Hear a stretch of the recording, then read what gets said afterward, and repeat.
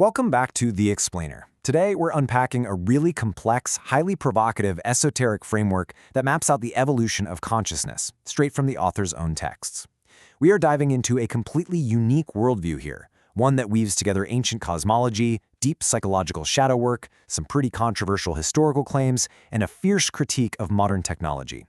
Our goal today is strictly to map out this specific framework and see exactly how all these seemingly totally different ideas connect into one grand narrative.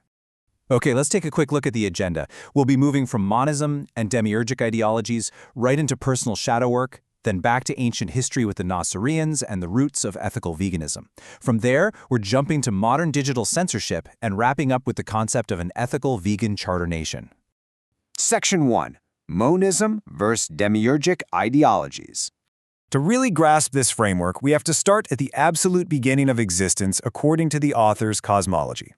The text posits that the universe began as something called the monad. So imagine a state of complete, solitary, sovereign unity.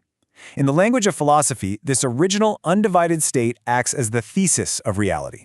There's no conflict at this stage, simply because there is only one unified existence. But the author argues if you want to actually generate experience, something dramatic has to happen. And that brings us to the historical dialectic of the monad. The absolute unity of the thesis essentially shatters into the antithesis. The monad partitioned itself specifically to experience the other. Now, by dividing into all these individual, separate beings with competing desires, it inevitably created the conflict that we live in right now. It's basically an experience engine driven by division. But, and this is key, the ultimate goal here isn't just endless conflict. The goal is the third step, synthesis. The author describes this as a dynamic, managed harmony where those conflicts are finally resolved organically. Now, this cosmic partitioning creates a massive ideological clash in our current world. On one side, you've got monism. This is the drive for harmony, inclusivity, and shared participation. It's the push towards that ultimate synthesis. On the flip side, you have demiurgic ideologies. The text defines these by duality, forced control, pure egocentrism, and a real obsession with dominating others. And the author is pretty clear in suggesting that our modern societal structures are heavily dominated by these demiurgic systems of control. Section 2. Shadow work and integration. Let's pull back from the macrocosmos down to our own individual psychology. Because in this framework, you absolutely cannot have a macrosynthesis without personal transformation. Before humanity can reach any kind of collective harmony, every single one of us has to undergo a personal dialectic. We've got to confront our darkest, most suppressed inner traits. The text warns us that if we try to build a utopia without fixing our own internal state first, we're just doomed to recreate the exact same demiurgic control systems we're trying to escape. So doing this gritty shadow work is crucial because it's what generates true empathy. You withdraw, you face your own demons, you resolve your inner conflicts, and through that pain, you finally begin to understand the suffering of others. The author states that this expanded empathy is an absolute, non-negotiable prerequisite for collective evolution. It literally forces our internal cost-benefit analysis to include the well-being of every other being. Section 3. Nazareans and the Secret Torah. Okay, so how does this psychological philosophy actually show up in ancient history?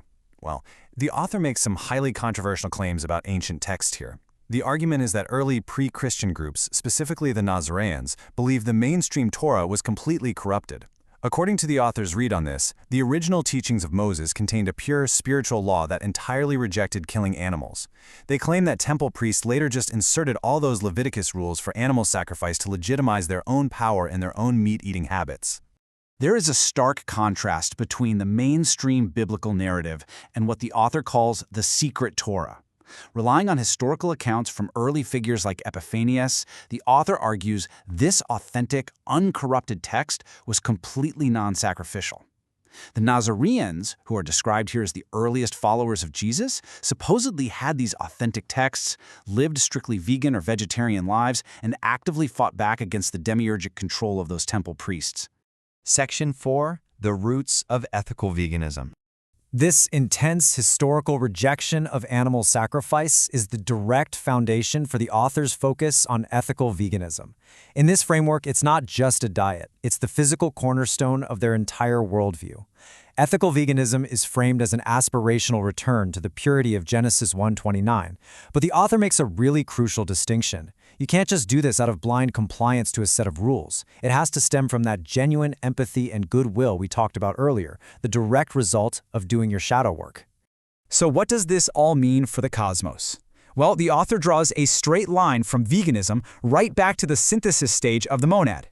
The logic is pretty straightforward. You simply cannot achieve cosmic harmony while you are exploiting, dominating, and eating other partitions of that exact same monad. To the author, exploiting animals isn't just bad, it's the ultimate, literal expression of the demiurgic ideology of domination. Section 5.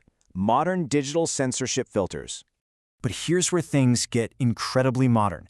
The author claims that this ancient esoteric knowledge, this whole push toward monistic harmony, is being actively suppressed today.